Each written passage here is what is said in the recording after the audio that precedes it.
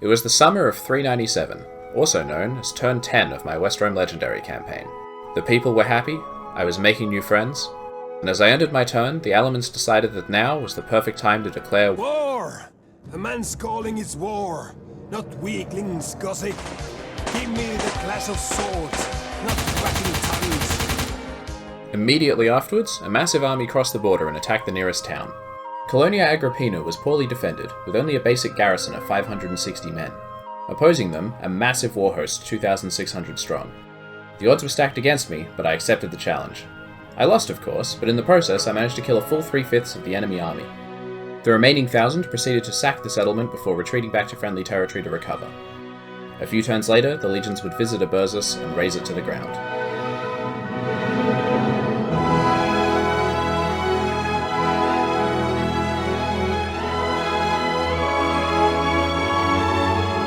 But the worst thing about the Alamans declaring war wasn't actually the bit where the Alamans declared war. You see, the Alamans had an alliance with the Suebians, and so they too were now at war with me.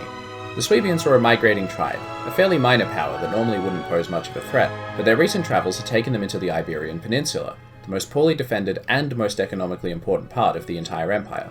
Upon learning that we were at war, the Suebians wasted absolutely no time in finding the nearest town and putting it under siege. Much like the previous town, and to be honest most of my territory, Caesaraugusta had a minimal garrison, but this time the enemy numbered close to 3,000. I'm obviously going to lose this battle, the only question is how many Suebians I can kill in the process. Alright, let's talk strategy. The standard play when defending against an army much bigger than you is to force the fighting into a small number of choke points where the enemy can't outflank you with their superior numbers. Normally that means I do something like this: infantry here and here, archers on barricade here, and cavalry hiding out in the field. Enemy attacks me in the choke points, gets worn down a bit, cavalry comes in and turns the battle around. But against an army this big, that almost certainly won't work, so I instead opt for a more aggressive deployment aimed at causing maximum casualties to the enemy. My spearmen are holding an ordinary defensive position. Their job will be to tie up as much of the enemy army as possible while the rest of my units get all the kills. My archers are on a barricade right here, which puts pressure on all of these units. If they go left, I shoot them in the back as they pass. If they attack the barricade, I shoot them in the face at close range. And if they go right, well, my archers can't really do anything to them, but it's also the least likely option. My swordsmen are deployed in a forward defensive position at the base of this tower. Looking at this, you may be wondering, what's stopping the enemy from sending units around the side and outflanking the entire army? The answer to that is nothing, but in the meantime, anything that fights my swordsmen from the front will take heavy losses from the tower. Remember, we're going for kills, not victory. Finally, my scouts hide in what technically counts as a forest off to the side. Scout equites are one of the weakest cavalry units in the game, so I have to wait for the enemy's cavalry to be dealt with before it's safe to move out. Once that happens, their job will be to take out the enemy's archers and attack any other vulnerable units from behind. Because I'm going for kills, I want my scouts to chase down enemy units even after they've shattered, to ensure that the unit is completely wiped out after the battle. Our enemies mean to march into our capital and utterly overthrow us. They mean to take our women and enslave our children. This we cannot allow. That is why we hold these walls to the last gasp. Make ready. Love to have a good inspiring speech before a battle begins? We don't stand a chance. The enemy outnumbers us. Never mind.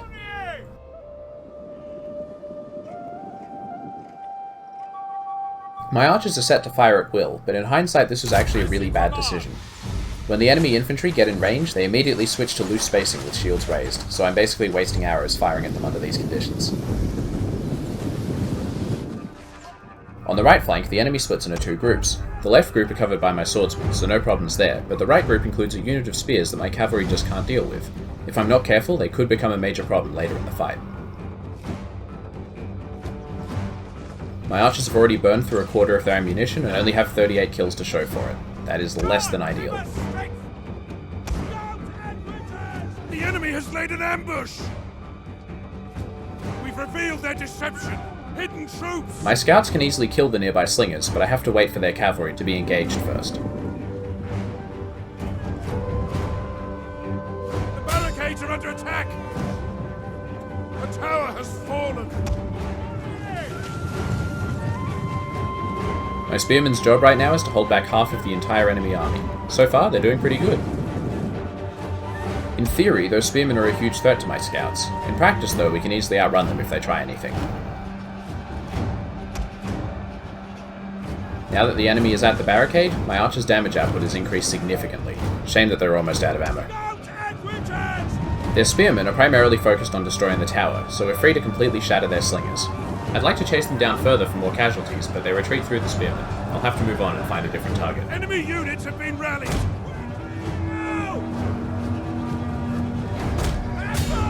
I could move to help out my swordsmen next, but then their archers could shoot my scouts in the back. So we have to deal with the archers first.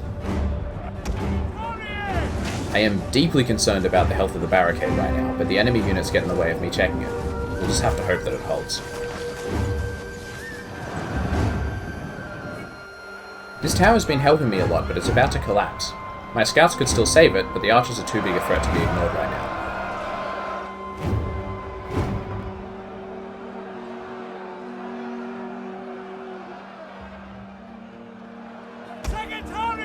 My archers have killed an impressive total of 377 enemies, but now they're out of ammo and need to fall back. Unfortunately, their general survived and was able to recover, and is now free to attack the barricade without opposition. The barricade collapses almost instantly, and now they're free to flank my swordsmen. This is really bad.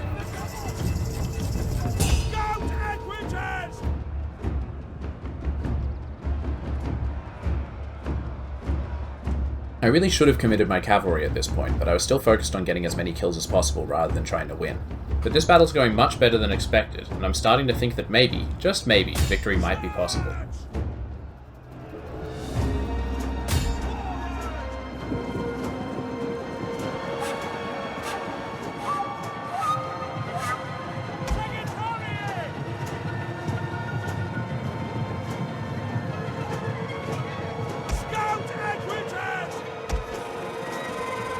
My archers are absolutely awful in melee, but I'm going to need to rely on them to keep my swordsmen's flanks safe.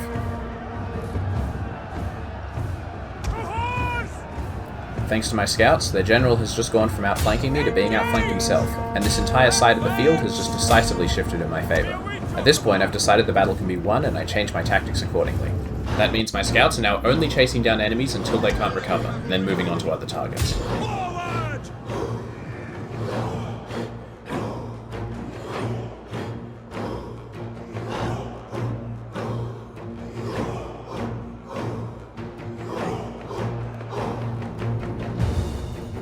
Their general is almost shattered, but we still have one mostly intact unit of spearmen creeping up this flank to worry about.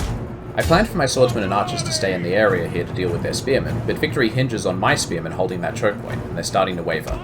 My swordsmen moved to reinforce them, and now it's up to my archers to hold that spear unit back by themselves. The general has fallen! Our victory grows ever nearer! Enemy troops are at the walls!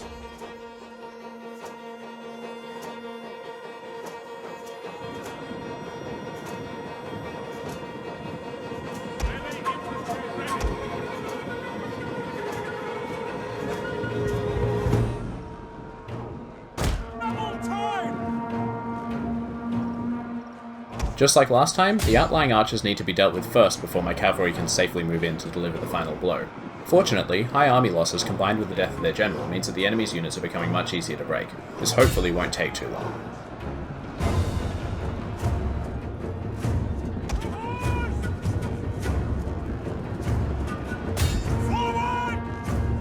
My archers move to attack the spears, and then I remember I can just outrun them. The men's resolve is failing! My swordsmen arrive to reinforce the choke point just in time, as my spearmen look like they're about to break.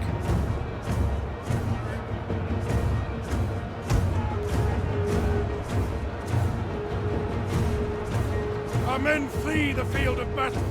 This is a shameful display! Turns out that was very fortunate timing. If my spearmen had broken a few seconds earlier, the enemy would have rushed through the choke point and the battle would have been lost right then and there. My archers are leading their spearmen away from the main fight, and are also moving to help my cavalry deliver the final flanking charge. All the pieces are falling into place, my remaining soldiers just have to hold on for a little bit longer.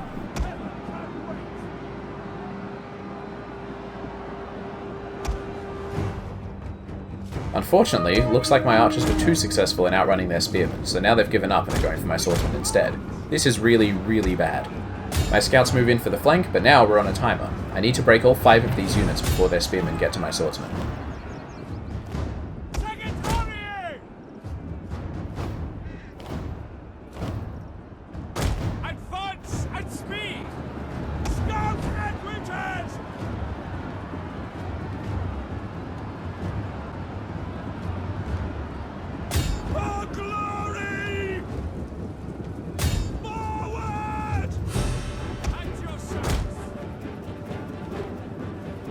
Their spearmen waste time trying to take my capture point, and now we've done it. My swords and archers should be enough to deal with their last unit, so my scouts get started chasing down the survivors. I'm going to speed things up at this point because there's not a lot going on tactically. My units move to flank their spearmen, which are already wavering and should break any second, and in the meantime, I focus on getting as many kills as possible with my scouts. Even though they're the last unit left on the field, their spearmen are pretty stubborn and take a bit of a while to kill. And oh, would you look at that, my archers just ran. The men are broken and are fleeing! That's really not good, but as long as the swordsmen hold, I can still outflank and destroy. Oh. At this point, the battle is, to put it delicately, completely fucked. We both have one unit left, both on low morale, but theirs is a hard counter to mine, and they're in the process of taking the capture point and shifting the balance even more in their favour. I try to think of anything I can do, and I realise I still have one final desperate option available.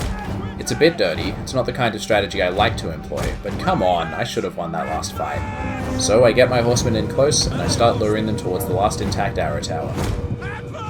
Once again, I'm going to speed things up, because this part of the battle takes close to 6 minutes. I slowly, inch by inch, drag them towards the tower and all the remaining civilians in the town, and then I kite them out in the open field while they slowly accumulate losses. And then, finally, mercifully, the game hands me victory. Godspeed good! We are moments away from victory! My scouts personally killed 999 enemies, the third highest kill count for a single unit I've ever gotten Attila. And while it's impossible to know for sure how many kills were thanks to my towers, it was probably in the ballpark of 400 to 500. The Suebian army was beyond devastated, and they would be wiped out the next turn. In the meantime, though, my factionaire was attacked at sea and his entire legion destroyed, British rebels attacked me outside Londinium but were forced back, African rebels attacked me in Carthago and were likewise defeated, and as my next turn began I was informed that a general was plotting against me, disease had broken out again, a province was about to rebel, and a senator was planning to murder a baby. God, what a great campaign. I did it! I finished a video! Sorry it's been so long since the last one. Lockdown got to me a bit and my productivity took a bit of a nosedive. But also, you'll be pleased to hear, most of my time and energy wasn't actually spent working on this, but rather on the next Warhammer How to Play video, which is progressing along nicely and will be out sometime between next month and the end of time itself.